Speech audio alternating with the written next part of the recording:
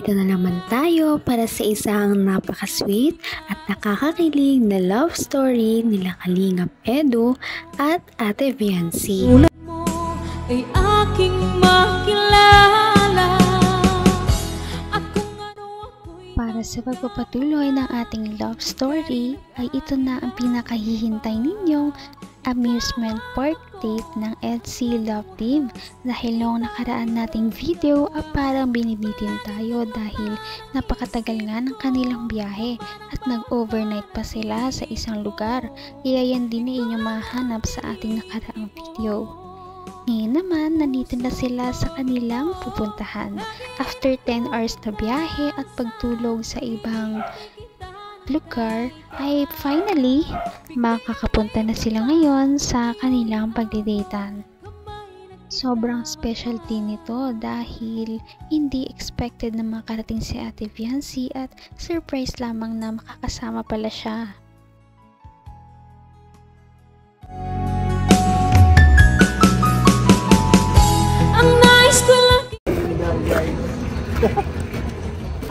Enchanted Kingdom na. Ito ang una nating destination. Ito ang aking surprise sa'yo. Siyempre, parang alam mo na, kung nasa anniversary tayo, parang dating ka na. Alam ko gusto mo yung mga ganito. Hindi, magkakaroon lang ako. Ito mas mas parang iba naman. Kasi sabi mo, sayang yung sayang. Gusto mo dati makapag-Disneyland, di ba? So, ito na naisip ko. Dito lang sa Pilipinas, pero medyo akawig din. Enchanted Kingdom nga lang.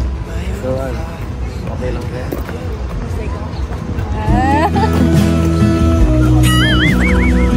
Ito mapunta. Ganda! Entrance na! Wonder what would happen if I showed these words to you. Wonder if you laugh at my simple poetry. Or even worse, would you look at me with pity in your eyes? Karena wag na nating sayangin ang oras doon.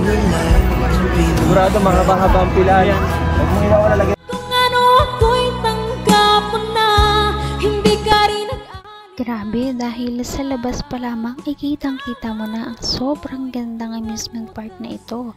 Sigurado na mag-e-enjoy ang buong Kalingap team sa kanilang experience sa araw na ito. Sigurado magiging worth it ang kanilang 10 hours na biyahe. Sigurado mahaba-haba ang pilayan. Huwag mong iwawan lalagyan mo sa saan. Baka mawala yan. Lagyan mo sa diyan mo, mawala. Picture. Ha? Ha?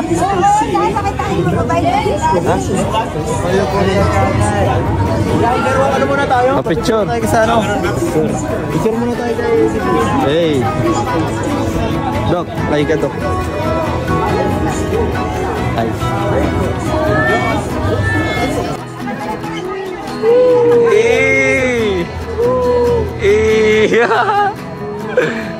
Ikaw tayo yung Enchanted Kingdom.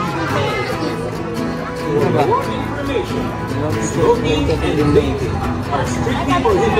Inside and then the park starts. Under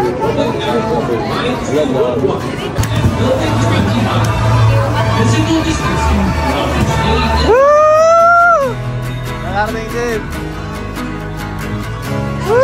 Nakarating si Beyonce. Tayo pala. Ano? Parang bata ngayon.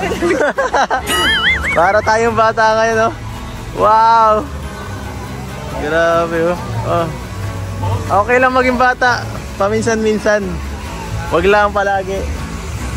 Naman ang bawat panaginip ko. Ikaw lang. Siyempre dahil kahit hindi na sila bata, ay welcome na welcome pa rin sila sa amusement park. Kahit na anong oras ay pwede naman pumunta dito ang mga matatanda dahil ito ay para naman sa pag-e-enjoy ng mga tao. At ito ay walang pinipili na edad. Kaya nandito na nga tayo sa amusement park.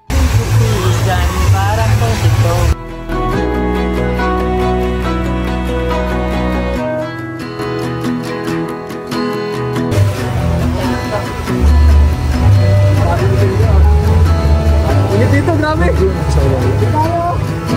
Subukan natin natin.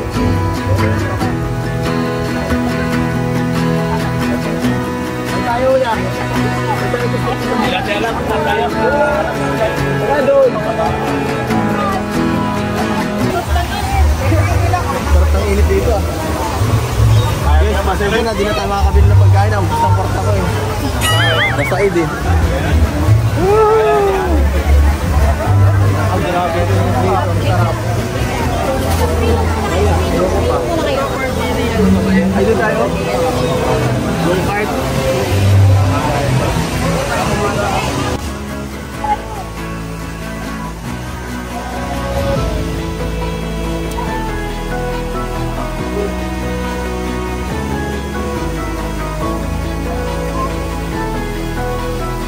Wala tayo sa kabayo lang.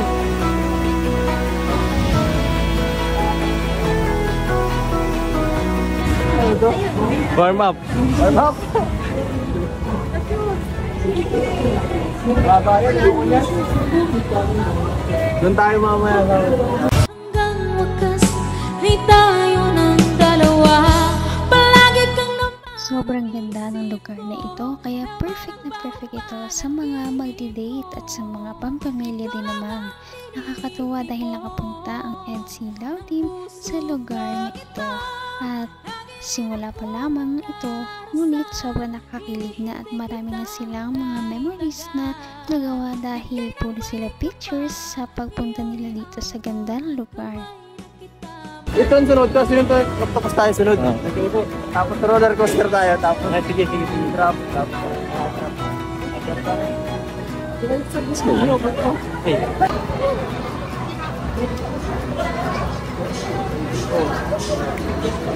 Anong problema? Sana di ako mapahiya sa mga gusto ng gawin. Childhood. Memory, ano lang ito, pangarap ko lang ito dati. Pangarap lang dati.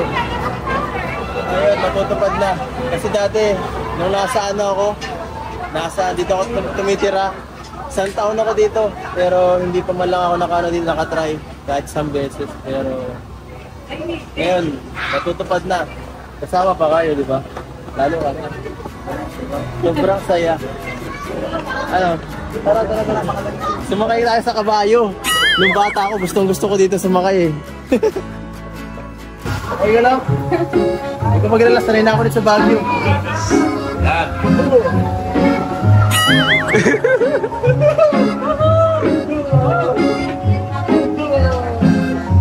Wala kabayo. Hoy, dito. Okay.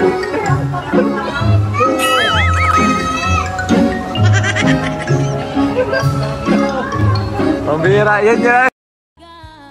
Dito na rin makikita ang ibang side ng EDC Love Team dahil dito ay makikita natin ang kanilang pagka-childish o pagkabata. Kaya nakakatuwa na makita ang ganitong mga side nila dahil ngayon lamang nila ito ipinapakita. Medyo makulit din pala talaga si Kalingap Edu at sinasabayan naman siya ni Ate Viancy.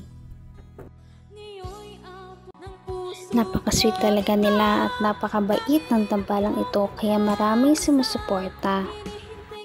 Kaya naman sana ipatuloy natin silang suportahan at mahalin si Viancy, si Kalingap Edu at ang Kalingap Team. Yun lamang at maraming salamat sa panonood. Abangan natin kung magkakatuluyan ba talaga si Kalingap Edu at Viancy. Hanggang sa muli! Bye!